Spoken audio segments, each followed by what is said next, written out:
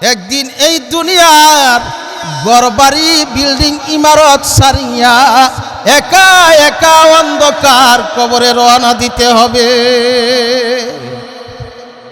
হে ভাই গো, চিন্তা করিয়া দেখো, আমরার মসজিদের পালকিটা কিন্তু আমার তোমার জন্য অপেক্ষায় আছে। এই পালকিটা একদিন প্রত্যেকের বাড়ি বাড়ি যায় হাজির হয়ে যাবে। এই পালকিটা একদিন চড়তে হবে।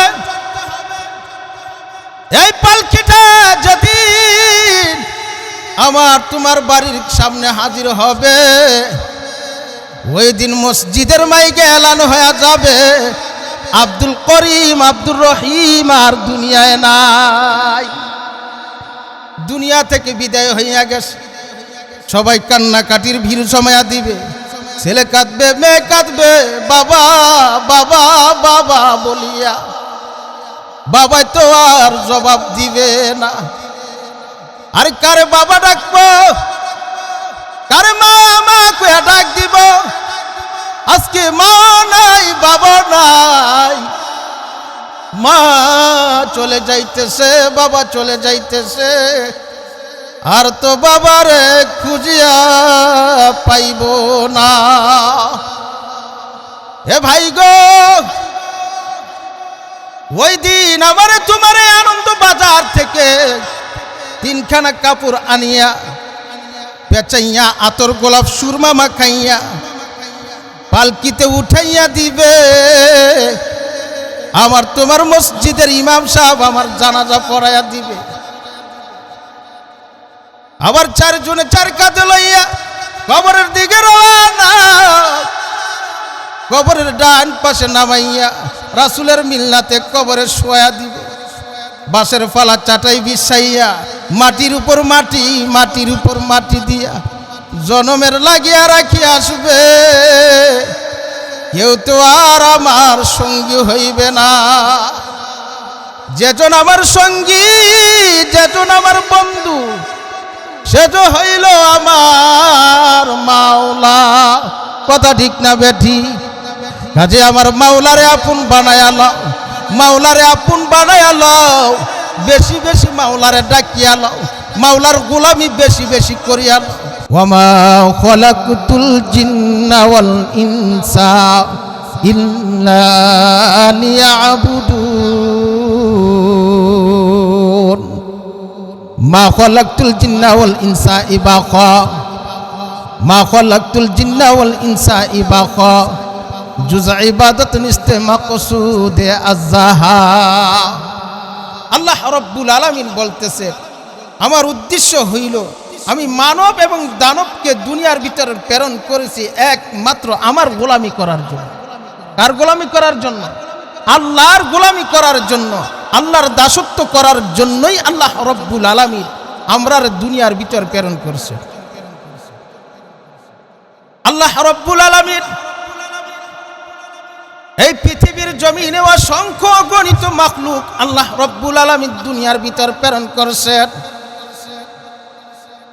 আল্লাহ রাব্বুল আলামিনের অসংখ্য অগণিত মাখলুকের মধ্যে সৃষ্টির সেরা মাখলুক, দামি মাখলুক হইল মানুষ। ওয়ালাকাদ কাররামনা বানি আদম। আল্লাহ রাব্বুল আলামিন বনি আদমকে শ্রেষ্ঠত্ব মর্যাদা দিয়া এই দুনিয়ার ভিতর প্রেরণ করছেন।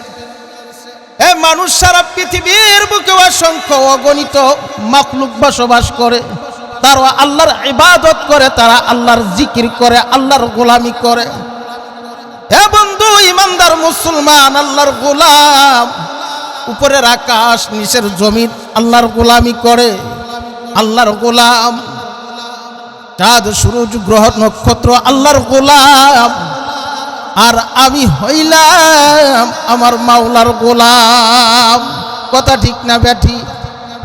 আল্লাহ রাব্বুল আলামিন শুধু তাই নয়, বলতেছে এ মানুষ, তোমরা রে এই আসমান দান করলাম, জমিন দান করলাম, পৃথিবী তোমাদের জন্য সাজাইলাম, অসংখ্য অগণিত মাখলুক, কীট পতঙ্গ, পোকামাকড়, খাল বিল নদী নালা যা কিছু দেখো সব কিছু আমি আল্লাহ তোমাদের তাবে বানায়া দিয়েছি, এসব কিছু তোমাদের গোলামি করে, আর তোমরা বিশেষভাবে আমি মাওলার গোলামি করবা।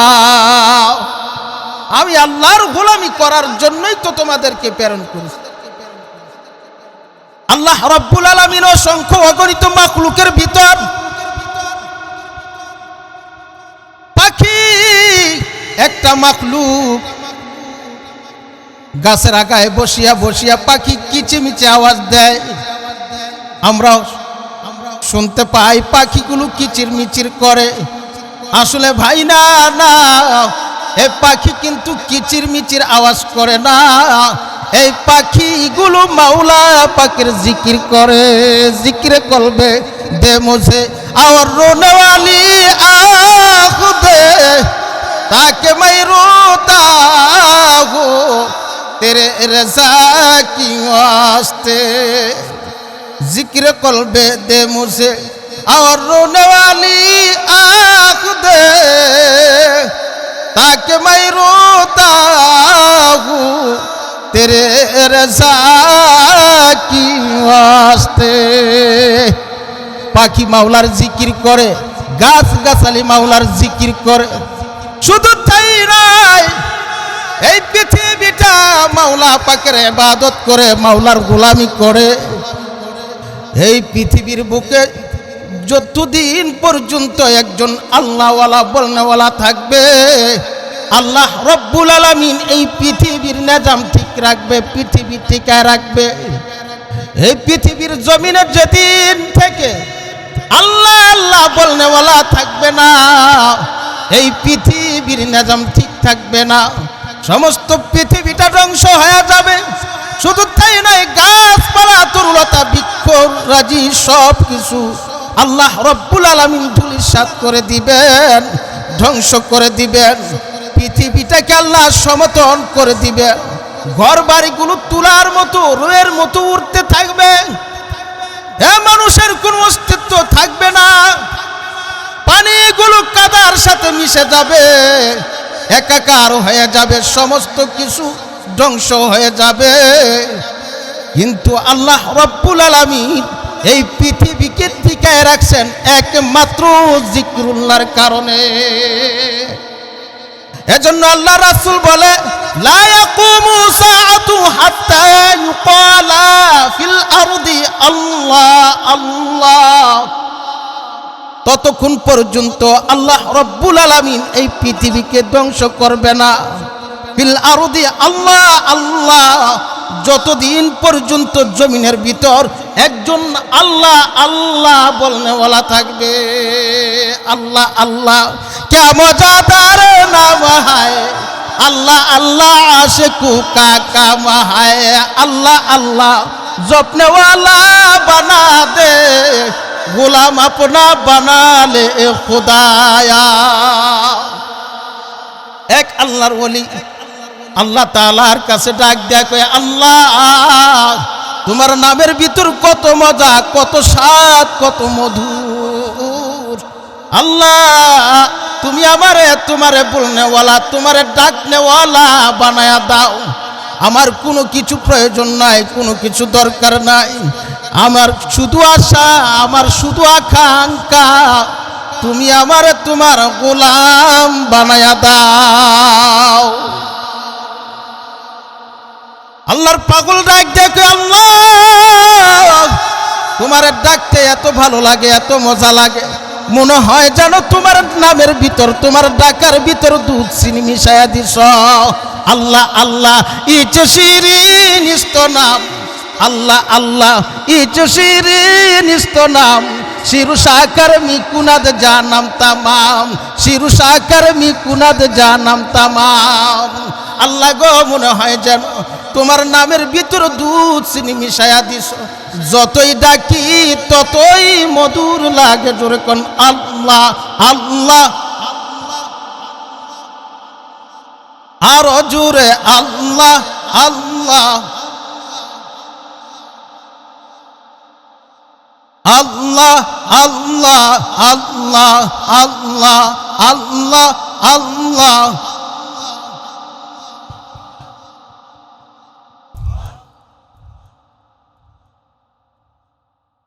লা ইলাহা ইল্লাল্লাহু মুহাম্মাদুর রাসূলুল্লাহ সাল্লাল্লাহু আলাইহি ওয়াসাল্লাম। একদল আল্লাহওয়ালারা আল্লাহরে তালাশ করে, কোথায় গেলে আল্লাহ পাইব, কোথায় আল্লাহ থাকে, কোন জায়গায় আল্লাহরে পাওয়া যাইব। কিন্তু কিছু মানুষেরা আল্লাহরে তালাশ করে যায় দেখি ওই যে খানকায়ে হাবিবিয়াত উদ্দেশ্যে 5 দিন ব্যাপী মাহফিলের তাফসিরের মাহফিলের আয়োজন করা হয়েছে, ওইখানে আল্লাহরে পাওয়া যায় কিনা। আল্লাহকে পাওয়ার জন্যই তো আজকে আমরা এই শীতের মৌসুমে কোন শীতের মধ্যে বৈশা রয়েছি, কথা ঠিক না ঠিক? এ আল্লাহকে পাওয়ার জন্য যায় দেখি খানকা হাবিবিয়াতে আল্লাহরে পাওয়া যায়নি। আল্লাহকে পাওয়ার জন্য তালাশ করে, আল্লাহকে পাওয়ার জন্য খুঁজে কোথায় গেলে আল্লাহ পাওয়া যায়। শুধু তাই নয়, ফেরেশতারা যারা আল্লাহ আল্লাহ বলে, আল্লাহ আল্লাহ বলে ডাকে, আল্লাহ আল্লাহ বলনেওয়ালা যেখানে থাকে আল্লাহওয়ালাদের মজলিস তালাশ করে, আল্লাহওয়ালাদেরকে খুঁজে ফেরেশতারা পৃথিবীর জমিনে বিচরণ করতে থাকে, কোথায় আল্লাহওয়ালা পাওয়া যায়। হাদিসের কিতাবে লেখে একদল ফেরেশতারা ঘুরতে ঘুরতে ঘুরতে ঘুরতে এই খানকায়ে হাবিবিয়ার ময়দানে মাহফিল আইসা হাজির হয়ে গেছে। সুবহানাল্লাহ কর।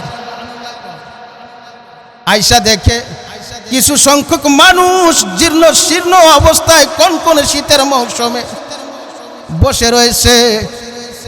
এক ফেরেশতা আরেক ফেরেশতারে ডাক দেয়, ও ফেরেশতারা, আমরা যেই জিনিসটারে তালাশ করতেছি ওই জিনিস তো পেয়ে গেছি। বলে কি পাইছো? বলে আল্লাহকে ডাকনেওয়ালা, আল্লাহর মুহাব্বতের বান্দারা খানকায়ে হাবিবিয়ার মজলিসে তাফসিরুল কোরআন মাহফিলে বৈশা রইছে। বলে কও কি? এক ফেরেশতা আরেক ফেরেশতারে ডাক দিতে দিতে দিতে দিতে চতুর্দিকে মাহফিলের চতুর্দিকে লক্ষ লক্ষ ফেরেশতারা একে অপরের কাঁধে ভর দিয়ে দিয়ে আসমান পর্যন্ত সারিবদ্ধ হয়ে গেছে। জোরে কোন সুবহানাল্লাহ। ফেরেশতারা কতক্ষণ থাকবে? হাদিসের কিতাবে লেখে আমরা যতক্ষণ এখানে আছি ফেরেশতারা ততক্ষণ থাকবে। এই মজলিস শেষ হয়ে যাবে, আমরা যার যার বাড়ি চলে যাব। ফেরেশতারা কই যাবে? আল্লাহ তাআলার কাছে ফেরেশতারা চলে যাবে। আল্লাহ তাআলার কাছে যায়া বলবে, আল্লাহ ও আসমানের মালিক রব্বুল আলামিন, আমরা এই মাত্র খানকায়ে হাবিবিয়ার মজলিস থেকে তাফসিরুল কোরআন মাহফিল থেকে আসছি। আচ্ছা বলেন তো, আল্লাহ কি দেখে না? আল্লাহ শুনেনি? আল্লাহ দেখেও আল্লাহ শুনে। তারপরে ফেরেশতারা আল্লাহ তাআলার কাছে কইতেছে, আল্লাহ তাআলা ফেরেশতাদেরকে বলে, তাই আমি কি করব? ফেরেশতাদেরকে নিয়ে আনন্দ করে। এইবার ফেরেশতারা ডাক দেয়, কয় আল্লাহ,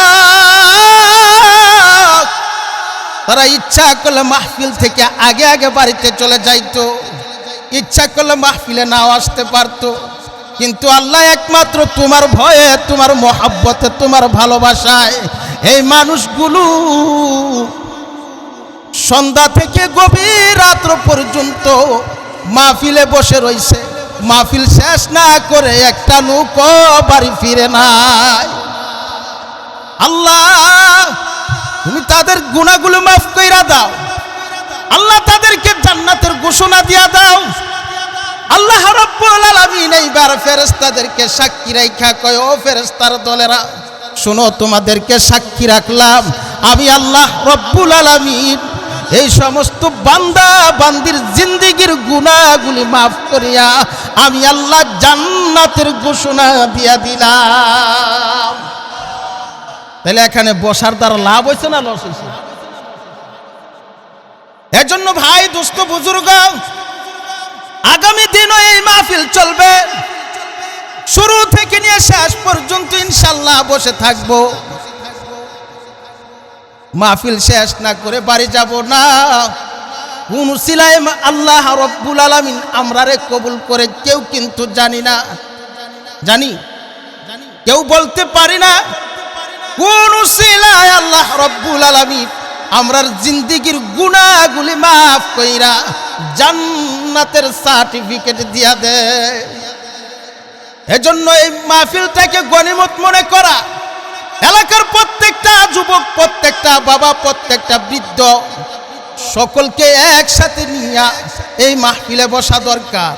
এক একটা ভাই এলাকার ভিতরে এক একজন কইরা, কমাস কম একটা ভাই 5 জন করে এই মাহফিলে নিয়ে আসা দরকার। কারণ এই মাহফিলটা হলো কোরআনের মাহফিল, তাফসিরের মাহফিল, কথা ঠিক না বেঠি?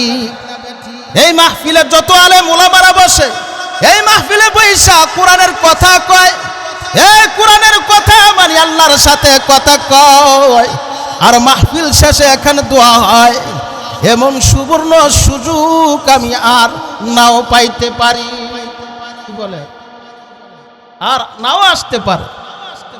এজন্য ভাই দোস্ত বুজুর্গ, আল্লাহ রাব্বুল আলামিন বলে, ও আমার বান্দারা, ও ইমানদারেরা, তোমরা বেশি বেশি পরিমাণে আমি আল্লাহরে ডাকো, আমি আল্লাহকে স্মরণ করো, আমি আল্লাহর জিকির করো। কত বেশি পরিমাণ, কত বেশি পরিমাণ। আল্লাহ রাব্বুল আলামিন বলেন, ইউসাব্বিহুহু বুকরাতান ওয়া আসীলা, সকাল থেকে নিয়ে সন্ধ্যা, সন্ধ্যা থেকে নিয়ে সকাল, সব সময় আমি মাওলার জিকির করো। কিছু আছে পীরের মুরিদ, পীরে কিছু ওজিফা দিয়া দেয়, ওজিফা আদায় করে, সবক আদায় করে, বলে এটাকে বেশি জিকির বলে না, জিকিরে কাসির বলা হয় না। জিকিরে কাসির তখনই হবে সব সময় 24 ঘন্টা যে বান্দা বান্দি মাওলাকে স্মরণ করে, তাকে বলা হয় জিক্রুল্লাহ, জিকিরে কাসির, ঠিক নি? এজন্য ভাই দোস্ত বুজুর্গ, কিছু ওজিফা আদায় করলাম, কিছু জিকির আজকার করলাম, এর দ্বারা অতিরিক্ত জিকিরে কাসির হবে না। মৌলিক কিছু ইবাদত করলাম, জিকির আজকার করলাম, এছাড়া অন্য কিছু নয়। কিন্তু বেশি বেশি পরিমাণে জিকির তখনই হবে যখন আমি সব সময় মাওলার জিকির করব, উঠতে বসতে, চলতে ফিরতে, চলা অবস্থায়, দাঁড়ানো অবস্থায়, সর্ব অবস্থায় যখন মাওলার জিকির করব, তখনই আমাকে বলা হবে জাকিরিন। জিকিরে কলবে দে মুঝে और रोने वाली आँख दे ताकि मैं रोता हूँ तेरे रज़ा की वास्ते। এজন্য ভাই দোস্ত বুজুর্গ বলতেছিলাম, আসমান জমিন মাওলার জিকির করে, গাছপালা তরুলতা মাওলার জিকির করে, শুধু তাই নয়, নদীর পানি পর্যন্ত মাওলার জিকির করে। বলে কেমনে, কেমনে নদীর পানি জিকির করে? ভাই গো, যারা নদী পথে চলাফেরা করি, লঞ্চ স্টিমার জাহাজে চলাফেরা করি, নদীর পানি যখন প্রবাহমান থাকে, পানি যখন প্রবাহমান থাকে, পানিতে যখন স্রোত থাকে, ওই পানিতে নাপাক পড়লেও পানি কিন্তু নাপাক হয় না। ওই পানি দিয়ে ওযু, গোসল, তাহারাত, পবিত্রতা জায়েজ আছে। কিন্তু পানি যখন আটকা যায়, এদিক সেদিক চলে না, প্রবাহমান বন্ধ হয়ে যায়, চলাফেরা করতে পারে না। এরকম আটকা পানির ভিতর যদি নাপাক পড়ে, নাপাকি পড়ে, ওই পানি দিয়ে ওযু গোসল চলে না, ওই পানিটা নাপাক হইয়া যায়। প্রবাহমান অবস্থায় যখন পানি থাকে, ওই পানিটা পবিত্র, আটকা অবস্থায় থাকলে ওই পানিটা নাপাক।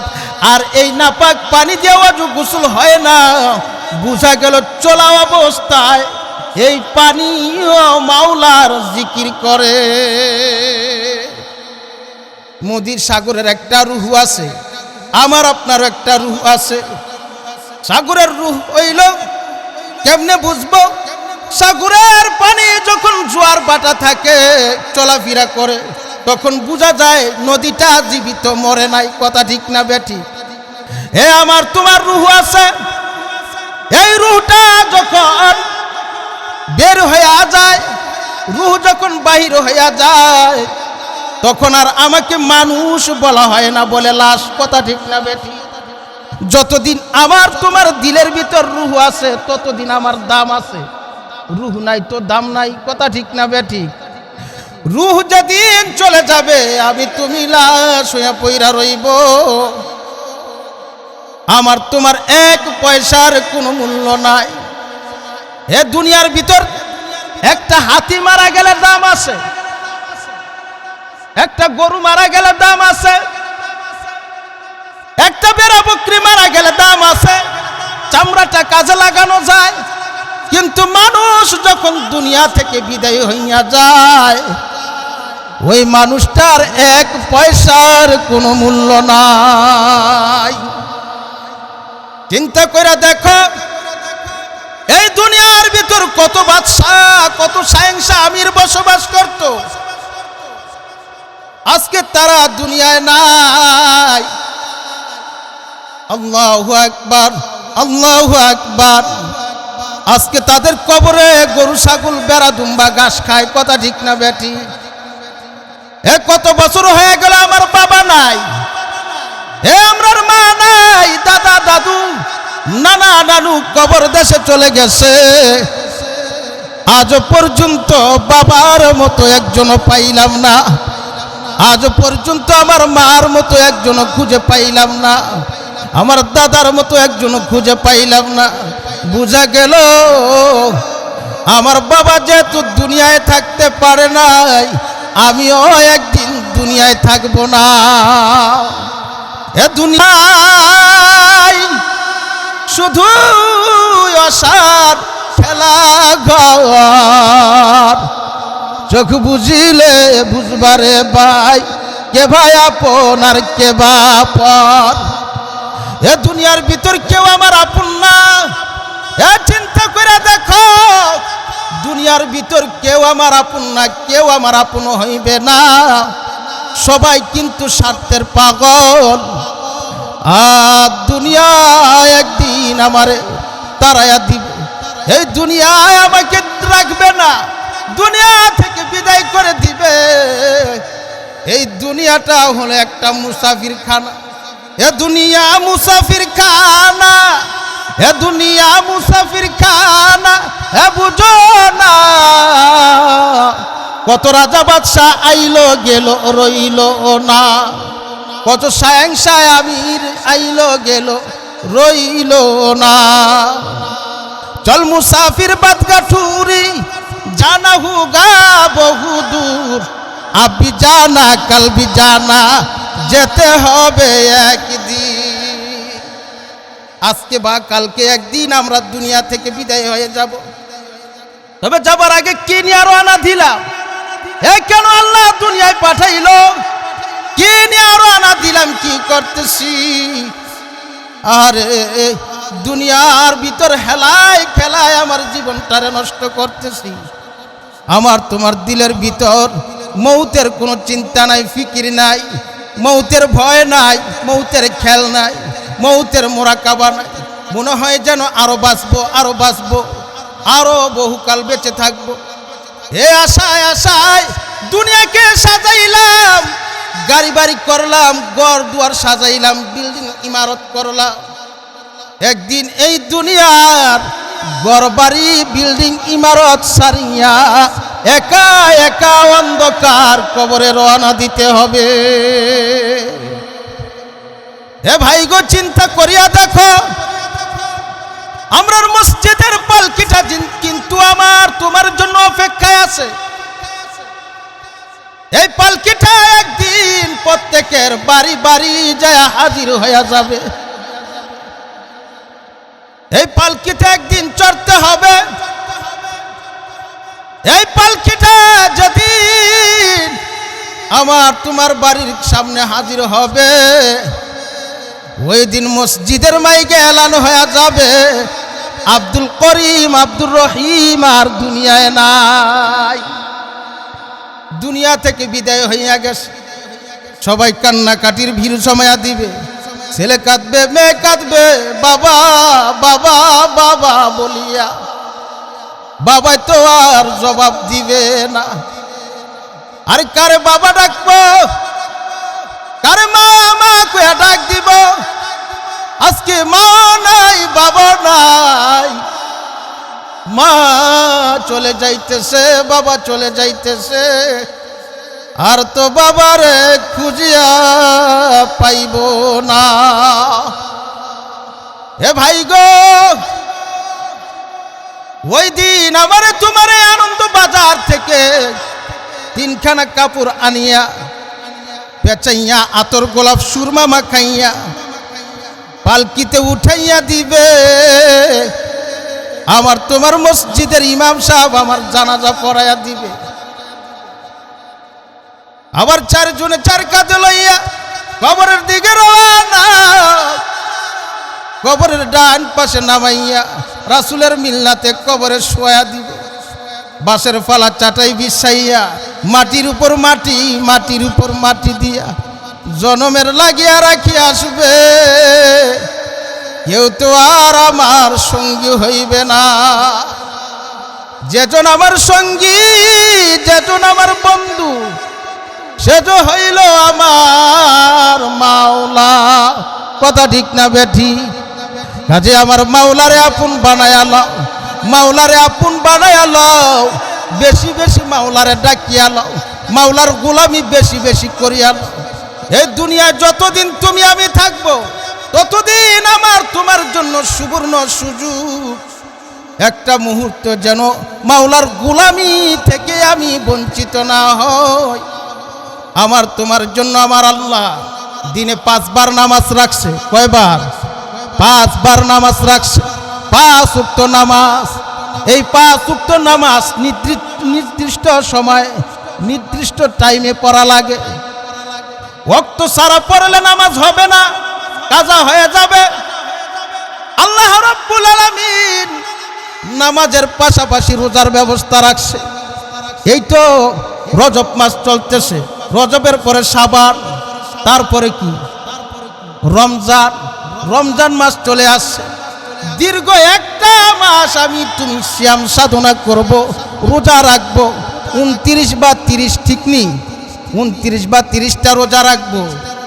এটা আল্লাহ রব্বুল আলামিন আমার তোমার জন্য বিধান রাখছে, ফরজ। শুধু তাই নয়, আল্লাহ রব্বুল আলামিন আমাকে তোমাকে মক্কা মদিনা যাওয়ার ব্যবস্থা করে দিছে, হজ করার ব্যবস্থা করে দিছে।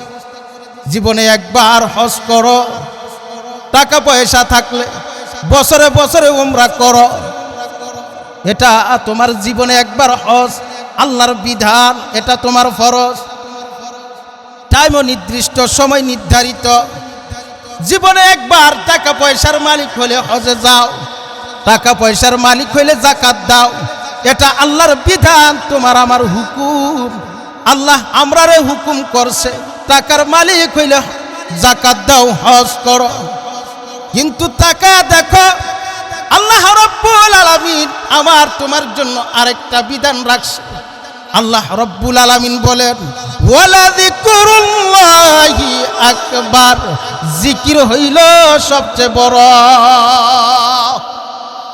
এই জিকিরের কোনো টাইমও নাই, নির্ধারিত সময়ও নাই, ওয়াক্ত নির্দিষ্ট করা নাই। যখন খুশি তখন করা যায়, কোনো টাইম টেবিল নাই। অজু তহরাতের কোনো প্রয়োজন নাই। অজু থাকুক বা চাই না থাকুক, পবিত্র থাকুক বা না থাকুক, যে কোনো সময় মাওলার জিকির করা যায়। দোকানে থাকুক বা ব্যবসায় থাকুক, মাওলার জিকির করা যায়। চলাফেরায় সর্ব অবস্থায় মাওলার জিকির করা যায়। যার দিলটা মাওলার জিকিরে ভরপুর, ওই দিলটা হইল জিন্দা। আর যেই দিলের ভিতর মাওলার জিকির নাই, ওই দিলটা হইল মুর্দা। কথা ঠিক নেই? এজন্য বলা হয়েছে, এই দুনিয়ার পৃথিবীর বুকে আমি চলতে ফিরতে, দুনিয়ার ভিতর চলতে ফিরতে আমার তোমার কলবটারে নাপাক বানাই লাইছি। যার জন্য আজকে ওয়াজ মাহফিলে মানুষ নাই, ঠিক নেই? ওয়াজ মাহফিলে মানুষ নাই, ওয়াজ মাহফিলে লোক সংখ্যা নাই। কারণ কলবের ভিতর না পায় কি লাইগা গেছে, কলবের ভিতর ময়লা জমিয়া গেছে, এই ময়লা দূর করার মেডিসিন ঔষধ হইল মাওলার জিকির। আল্লাহ রাসূল বলে, আমার তোমার কলবের ভিতর একটা গোশতের টুকরা আছে, এই গোশতের টুকরাটা যখন আমার তোমার পবিত্র, গোটা দেহটা পবিত্র, এই গোশতের টুকরাটা যখন নাপাক হইয়া যায়, গোটা দেহটা আমার তোমার নাপাক হইয়া যায়। এজন্য আল্লাহ রাসূল বলে, ইন্না ফিল জাসাদি মুদগা ইজা সলুহাত সলুহাল জাসাদু কুল্লু ওয়া ইজা ফাসাদাত ফাসাদাল জাসাদু কুল্লু আলা ওয়াহিয়াল কলব। আমার তোমার দেহের ভিতর একটা গোশতের টুকরা আছে, এই গোশতের টুকরোটা যখন পবিত্র, গোটা দেহটা পবিত্র, গোশতের টুকরাটা যদি নাপাক হইয়া যায়, গোটা দেহটা নাপাক হইয়া যায়। এই কলবটারে পরীক্ষা করার, এই কলবটারে পবিত্র করার ঔষধ মেডিসিন হইল মাওলার জিকির। লিকুল্লি শাইইন সিকালাতু ওয়া সিকালাতুল কুলুবি যিকরুল্লাহ। এ বাবা, দুনিয়ার ভিতর যখন আমার তোমার জামা কাপড়ে ময়লা লাগে, এই ময়লা দূর করার মেডিসিন আছে না নাই? ময়লা দূর করার মেডিসিন হইল সাবান সোডা, ঠিক নি? লোহার ভিতর যখন জং ধরে, এই জং দূর করার মেডিসিন হইল রেত। রেত দিয়া ঘষা মারলে লোহার মরিচা দূর হইয়া যায়। আর আমার তোমার দিলের ভিতরে যে গুনাহের মরিচা লাগছে রে বাবা, এই গুনাহের মরিচা দূর করার মেডিসিন ঔষধ হইল, রাসূল বলে, লিকুল্লি শাইইন সিকালাতু ওয়া সিকালাতুল কুলুবি যিকরুল্লাহ। অন্তরের মরিচা, অন্তরের ময়লা, অন্তরের জং দূর করার মেডিসিন হইল একমাত্র মাওলার জিকির। জিকির কলবে দে মুঝে আর রুনে ওয়ালি আখুদে তাকে मैं रोता हूँ तेरे रज़ा की वास्ते। এজন্য বেশি বেশি মাওলার জিকির করা লাগবে। এই জন্য যারা মাওলার জিকির করে, যারা মাওলার পাগল, তাদেরকে দেখলেই চিনা যায়, ঠিক নি? তাদের চেহারার ভিতর নূর চমকায়, আলো চমকায়, চেহারার ভিতর নূর জলমল করে, চেহারার ভিতর আলো চমকায়, মানুষ দেখলেই চিনে লোকটা জাকিরিন, আল্লাহওয়ালা। আল্লাহ আল্লাহ क्या मजादार नाम है, अल्लाह अल्लाह मोमिनों का काम है, अल्लाह अल्लाह क्या मजादार नाम है, अल्लाह अल्लाह आशिकों का काम है, अल्लाह अल्लाह तू मेरा रहमान है, अल्लाह अल्लाह तू मेरा रहीम है, अल्लाह अल्लाह जपने वाला बना दे, गुलाम अपना बना ले ऐ खुदाया। এই জন্য গভীর রজনীতে উঠা বাবা কান্দ, চোখের পানি ফালাও, রুনাজারি করো, হে মালিক আমি জীবনে কত গুনাহ করছি, জানা অজানা, ইচ্ছায় অনিচ্ছায়, গোপনে প্রকাশ্যে। মালিক গো, ও আমার আল্লাহ, তুমি ছাড়া আমার কেউ নাই, তুমি যদি আমারে মাফ না করো, পৃথিবীর কেউ আমারে আর মাফ করবে না। কই যাবো গো, বারবার তোমার দুয়ারে ফিরে আসি, তুমি যদি তারা দাও, আমি কোথায় যাব, কোন দুয়ারে মাফ চাইব? পৃথিবীর বুকে ভিক্ষুক এক দুয়ারে না পাইলে আরেক দুয়ারে পায়, এক ঘরে না পাইলে আরেক ঘরে পায়। আমি মাওলা বারবার তোমার দুয়ারে ফিরে রইছি।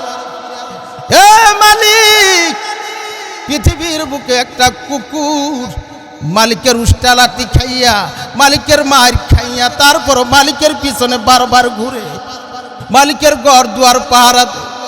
মালিক গো, ও আমার আল্লাহ, আমি কুকুরের মতো তোমার দুয়ারে দুয়ারে বারবার গুর গুর করতেছি, তারপরে তুমি আমার তারায়া দিও না, জিন্দেগির গুনাহগুলি মাফ করিয়া দাও। রোনা জারি করা, কান্দাকাটি করা, আল্লাহ তাআলার কাছে মাফ চাওয়া। এজন্য ভাই, দোস্ত, বুজুর্গ, আল্লাহ তাআলার কাছে চোখের পানি বড় দাম। এজন্য বেশি বেশি কান্দ। কান্না বড় দামি, কান্নার বড় লাভ। কানলে গুনাহ মাফ হয়, কানলে দিন পরিষ্কার হয়, কানলে অন্তর কলব পরিষ্কার করে দেন আল্লাহ। এজন্য বেশি বেশি কান্দ। কোরআন মাহফিল যেখানে পাও সেথায় যাও। এই মাহফিল কামাই কইরো না। আজকে কালকায় হাবিবি আজকে দুনিয়ায় নাই। কোরআনের মেলা জমায়া দিয়া গেছে। আজ থেকে প্রায় 64তম মাহফিল চলতেছে। কত বছর, বহু বছর ধইরা কোরআনের তাফসীর চলতেছে। আজকে খানকায় হাবিবিয়া নাই। তার রেখে যাওয়া শিষ্য আহমদুল্লাহ হুসাইন সাহেবকে রেখে গেছে জিম্মাদারি। হে বাবা, এই কোরআনের মাহফিল, কোরআনের মেলাকে জমায়া রাখো। কোরআনের মাহফিলকে সুন্দরভাবে সাজায় রাখো। এলাকার মানুষেরা আমার মা গো, আজকে তোমরা কয়জন আসছো আমি তো জানি না। আগামীকালকে কোরআনের মেলায় আরো মানুষ বাড়াইয়া আর মা বোনদেরকে সাথে নিয়ে মাহফিলে আসবা। আমি আসাদুল্লাহ মাহমুদি বলে গেলাম, হে বাবারা তোমাদেরকে বলে গেলাম, এই মাহফিলে আজকের থেকে যেন আগামীকালকে মানুষ বেশি হয়। এই দিনের দাওয়াতটা প্রচার করব ইনশাআল্লাহ। এই কোরআনের মাহফিলের কত দাম, এই কোরআনের কত দাম, এই কোরআনের কত মর্যাদা, এই দাম কত, মর্যাদা কত, কোরআনের পাওয়ার কত, এই কথাগুলো বলি আমার আলোচনা শেষ করতেছি। বসতে রাজি আছি ইনশাআল্লাহ। এই আলোচনা করার পরে আমি মোনাজাত দিয়ে দিই ইনশাআল্লাহ। ভাইরা আমার, কোরআনের কত পাওয়ার, কত মর্যাদা, কোরআনের কত দাম। আল্লাহু আল্লাহ। একজন হাফেজের কত দাম, একজন তাফসীর কারকের কত দাম। যদি বুঝতাম কোনদিন এই কোরআনের মাহফিল কামাই দিতাম না। হে ভাই দোস্ত বুজুর্গ, কিতাব পড়ে দেখলাম এই পৃথিবীর জমিনে একজন আল্লাহওয়ালা ছিল, প্রখ্যাত বুজুর্গ নাম ছিল আল্লামা ইবনে বতুতা। নাম শুনছি না আমরা? আল্লামা ইবনে বতুতা রহমাতুল্লাহি আলাইহি পৃথিবীর বহু রাষ্ট্র সফর করছে, ঘুরে ঘুরে সফর করছে। এই বহু রাষ্ট্র ঘুরে ঘুরে সফর করছে আর তার ডায়েরিতে লেখছে কোন দেশে কি আছে সব কিছু রেকর্ড করছে। তার নামে একটা কিতাবও লেখা হয়েছে, সফরনামা ইবনে বতুতা। এই কিতাবের ভিতর একটা ঘটনা আনছে। এই যে আমাদের পার্শ্ববর্তী একটা দেশ মালদ্বীপ, নাম শুনছি না? পার্শ্ববর্তী একটা দেশ মালদ্বীপ। এই মালদ্বীপ চতুর্দিকে নদী, মাঝখানে একটা দ্বীপ, তার নাম হইল মালদ্বীপ। এই মালদ্বীপের ভিতর লক্ষ লক্ষ মানুষ মুসলমান, একটা মানুষও বিধর্মী নাই। আল্লামা ইবনে বতুতা ওই মালদ্বীপে সফরে গেছে। যাই এক বাবাকে জিজ্ঞাসা করে, বাবা এই মালদ্বীপে একটা মানুষ আমি বিধর্মী পাইলাম না, মুসলমান ছাড়া পাইলাম না, কারণটা কি? বৃদ্ধ বাবাটা একটা কয়, এই মালদ্বীপের একটা ঘটনা ঘটে গেছে। বলে কি ঘটনা? এই মালদ্বীপে এক সময় মালদ্বীপের সকল মানুষ বিধর্মী ছিল, ইহুদি, খ্রিস্টান, নাসারা, হিন্দু, বৌদ্ধ। আজকে এই মালদ্বীপে কেন মুসলমান একটা মানুষ মুসলমান ছাড়া নয়? তার পিছনে রহস্য হইল, কারণ হইল এই মালদ্বীপের গায়ে গেছে একজন সফরকারী হাফেজ ইবনে আবুল বারাকাত। এই মালদ্বীপের পাশ দিয়ে যাইতেছিল, জাহাজে করে যাওয়ার পথে এই মালদ্বীপের পাশে জাহাজটা ডুবে যায়। নদীর তরঙ্গ ঢেউয়ের কারণে জাহাজটা ডুবে যায়, জাহাজের সকল মানুষগুলো মারা যায়। কিন্তু হাফেজ ইবনে আবুল বারাকাত একটা তক্তার উপর বাসমান অবস্থায় বাঁচতে বাঁচতে মালদ্বীপে আইসা পৌঁছা যায়। আল্লাহ রব্বুল আলামিনের কারিশমা। ওই হাফেজ আবুল বারাকাতকে আল্লাহ রব্বুল আলামিন জীবিত রেখে দিলেন। মালদ্বীপে আইসা উপস্থিত হাজির চতুর্দিকে মরুভূমি জঙ্গল এলাকা, কোথায় যাবে? কোনো পথ নাই, কোনো রাস্তা নাই। আকাশের দিকে তাকায়া কান্দে, আল্লাহ এই গভীর জঙ্গলায় তুমি ছাড়া আর আমার কেউ নাই। গভীর রজনী, গভীর রাত্র, রাত্র যখন পোহাইল, সূর্যের আলো যখন চোখে পড়ল, এমনি হাঁটতে হাঁটতে জঙ্গল দিয়ে হাঁটতে হাঁটতে মালদ্বীপের এক গ্রাম্য এলাকায় যায় পুষল। ওই গ্রাম্য এলাকায় যাওয়ার পরে হাফেজ আবুল বারাকাত এইবার তালাশ করতেছে কোনো মুসলমান পাওয়া যায় কিনা। চতুর্দিকে খুঁজে কোথায় মুসলমান পাওয়া যায় না। এদিকে চিন্তা করতেছে, মনের ভিতর ভয়, হ্যাঁ আমি যদি মুসলমানের পরিচয় দেই, না জানি আমারে কতল করে ফেলে, আমারে মেরে ফেলে। ভয় কাজ করতেছে। এদিকে চিন্তা ফিকির, কি করি, কোথায় যাই, কার কাছে আমি আশ্রয় চাই, কোথায় আশ্রয় পাইব? আল্লাহ তাআলার কাছে কান্দে, রুনাজারি করে, মালিক এই মালদ্বীপে তুমি ছাড়া আর আমার কেউ নাই। তুমি ইচ্ছা করলে আমারে বাঁচাইবা, আবার ইচ্ছা করলে তুমি আমারে নিয়ে নিবা। হে মালিক আমি কই যাব? একটা রাস্তা আমার খুলিয়া দাও। যাইতে যাইতে বহুত লম্বা আলোচনা, একটা বৃদ্ধা মহিলার ঘরে গেল, যা বলতেছে, মাগো আমি বহু দূর দেশ থেকে আজকে এই মালদ্বীপে আল্লাহ আমারে বাঁচায় আনছে। ও মা আমি কই যাব? কোনো রাস্তা পাই না। মাগো তোমার কাছে একটু আশ্রয় দিবানি। বলে তুমি কে? তোমার চিনলাম না, তোমার নাম কি, তোমার বংশ পরিচয় কি, তুমি বলো। মাগো ও মা বড় ভয় লাগে, আমি কেমনে বলি গো মা। তারপর ভয়ে ভয়ে মার কাছে বলে, ও মা আমি একজন মুসলমান, আমি 30 পারা কোরআনে হাফেজ, তুমি কোরআনে হাফেজ, তুমি মুসলমান, তোমার এই খবর যদি মালদ্বীপের মানুষ জানে, তোমার দিনে দুপুরে কতল করে ফেলবে, হত্যা করে ফেলবে। কারণ এই মালদ্বীপে একজন মুসলমান নাই। এই মালদ্বীপে তোমার খবর যদি জানে, তোমারে মেরে ফেলবে। ওই হাফেজ ইবনে আবুল বারাকাত এবার কান্নারত সুরে কণ্ঠে বলে, মাগো তোমার কাছে বললাম তুমি আমার মা লাগো। এ মা আমি ওয়াদা দিলাম আর কারো কাছে বলবো না। তুমি আমার নাম ঠিকানা আমার পরিচয় তুমি গোপন রাখবা। এমনি ভাবে চলতেছে। ওই মহিলার ঘরে একটা কন্যা সন্তান ছিল।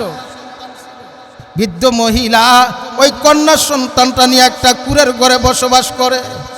এদিকে হাফেজ আবুল বারাকাত বলে, মাগো কোথায় থেকে তোমার রিজিক আসে, কোথায় থেকে তোমার খানা আসে?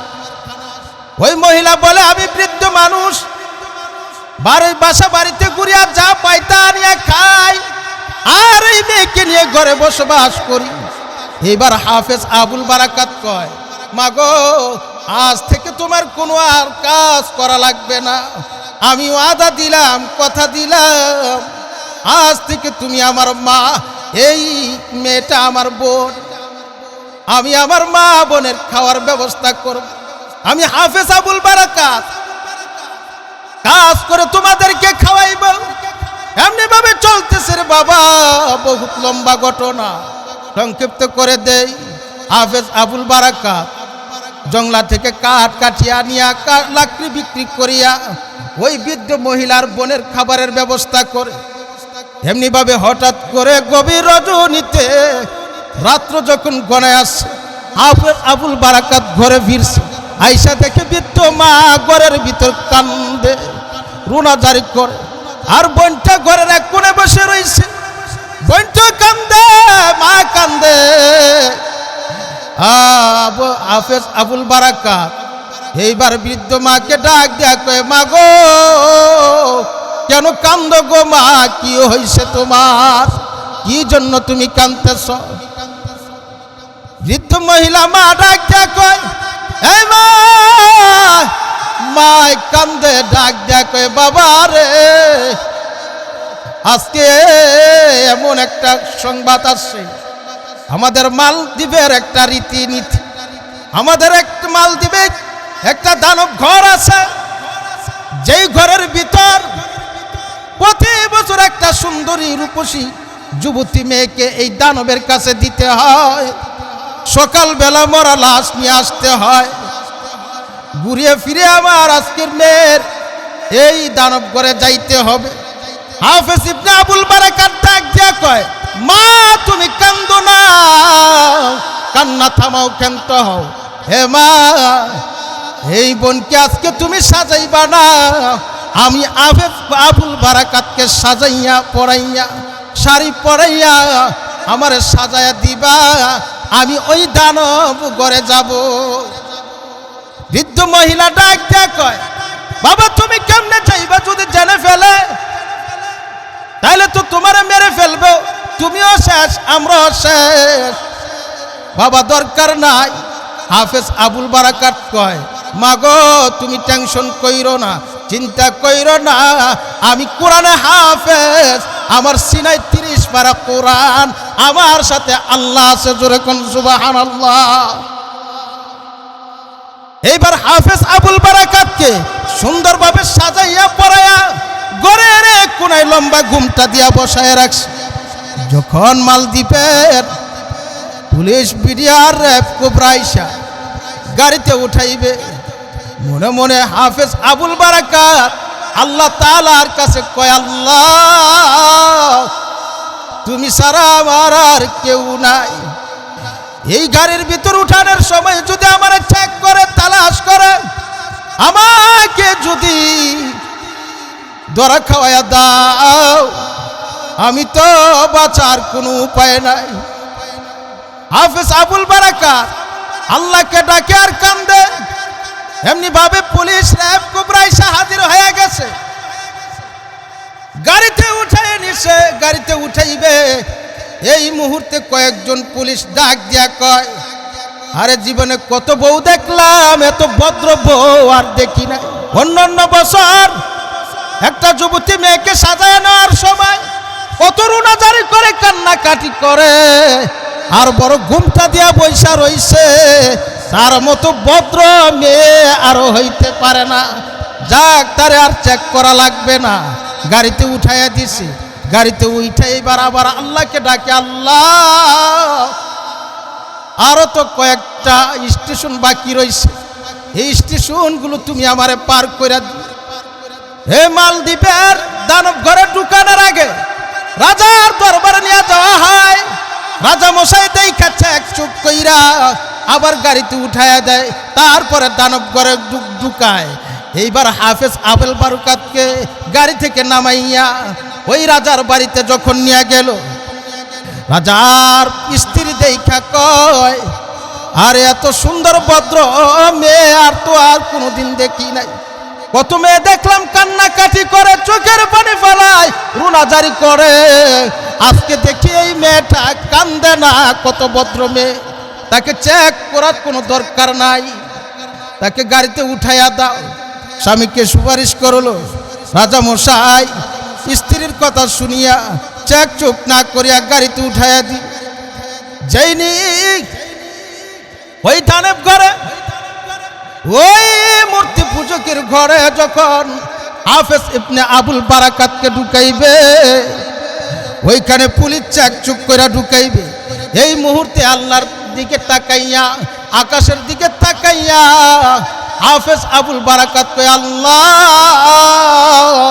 একে একে 2টা স্টেশন তুমি আমারে পার করে দিলা, এটা শেষ স্টেশন, আল্লাহ তুমি আমারে এই স্টেশন থেকে হেফাজত কইরো। ভাইরা আমার, বন্ধুরা আমার, আল্লাহর কি কারিশমা, আল্লাহর কি কুদরত। কোন পুলিশ তারে চেক করলো না, দানব ঘরে ঢুকাইয়া দিল, ঢুকাইয়া দিয়া বাইরে থেকে তালা লাগাইয়া দিল। হাফেজ আবুল বারাকাত ওই দানব ঘরে ঢুইকা পরনের শাড়িগুলো খুলিয়া পাক পবিত্র অবস্থায় 2 রাকাত নামাজ আদায় করার পরে কোরআনের আয়াত তেলাওয়াত করতেছে, ইয়াসিন ওয়াল কুরআনিল হাকীম ইন্নাকা লামিনাল মুরসালিন আলা সিরাতিম মুস্তাকিম। এমনি ভাবে কোরআনের আয়াত তেলাওয়াত করতেছে আর মনে মনে বলতেছে, কখন জানি দানব আসে, আজকে দানবের একদিন না হয় আমার একদিন, দেখবো দানব কি করে। এমনি ভাবে তাকায় দেখেন মালদ্বীপের পাশে হইল সাগর, সাগর থেকে একটা বড় দৈত্য, বড় দানব এরকম ভাবে শুষায়া ওই মূর্তি পূজকের ঘরের দিকে আসতেছে। এমনি ভাবে ওই ঘরে যখন ঢুকলো, হাফেজ আবুল বারাকাত কোরআন তেলাওয়াত করতেছে। কোরআন যতই পড়ে দানব কাছে আগাইতে পারে না। দানবের জবান থেকে আওয়াজ আসলো, কে তুই, কে তুই? এমন নজির তো আর কোনোদিন দেখি না। হাফেজ আবুল বারাকাত ডাক দিয়া কয়, আজকে যদি তুই আসস, আমি আমার কোরআনের পাওয়ারের বদলতে তোরে মেরে ফেলবো। দানব কাছে ফিরে না, আগায় না। এমনি ভাবে কোরআন তেলাওয়াত করতে করতে করতে করতে সারা রাত পাড়ি দিয়ে ফেলছে। এদিকে কোনো খবর নাই। সকাল যখন গড়ে আসছে, পুলিশ পাহারারক্ষীদাররা এই তালা খুলনা যখন ভিতরে ঢুকছে, যা দেখে মরার লাশ নাই। হাফেজ আবুল বারাকাত ঘরের এক কোণে বইসা রইছে। ডাক দেখো, ব্যাপারটা কি? তুমি কে?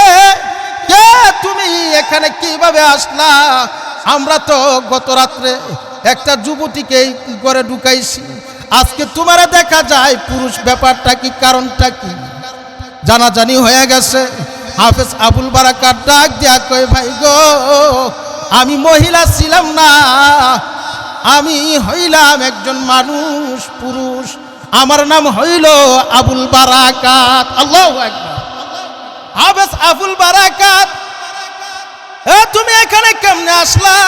বলে এই ঘটনা, একটা বৃদ্ধ মহিলা, তার ঘরে একটা সন্তান। আমি ওয়াদা করছি আজকে এই দানব ঘরে আমি ঢুকবো। বলে না না, তুমি কিভাবে ঢুকলা? তোমার কিভাবে এইখানে আসার উপক্রম হইল? কেমনে তুমি আসলা? তোমার বিস্তারিত বিভ্রান্ত বলো। হাফেজ আবুল বারাকাত কই, দেখো আমি একজন কোরআনে হাফেজ। আল্লাহ রব্বুল আলামিন আমার 30 পারা কোরআন সিনার ভিতর জমা করে রাখছে। আমি কোরআনের পাওয়ারে, কোরআনের বদলতে এই মহাদত্ত দানব থেকে আল্লাহ বাঁচায়া দিছে। হাফেজ আবুল বারাকাত কয়, হে ভাই, আমি শুধু কোরআনে হাফেজ নয়, আমি একজন মুসলমান। আমার এমন এমন ঘটনা, আমি মালদ্বীপে এমনি এমনি আসি নাই, আমি বৃদ্ধ মহিলার বাড়িতে আশ্রয় নিয়েছি। আমার বোন আজকে মারা যাবে, আমি হাফেজ আবুল বারাকাতের বরদাস্ত হয় না। আমি নিজেই সাজিয়া পড়িয়া, বউ সাজিয়া এ দানব ঘরে ঢুকছি। লোকেরা বলতেছে না না, বিশ্বাস হয় না। তাকে ধরিয়া রাজার দরবারে নিয়ে গেল। রাজার দরবারে যাওয়ার পরে সমস্ত ঘটনা খুলে বলল।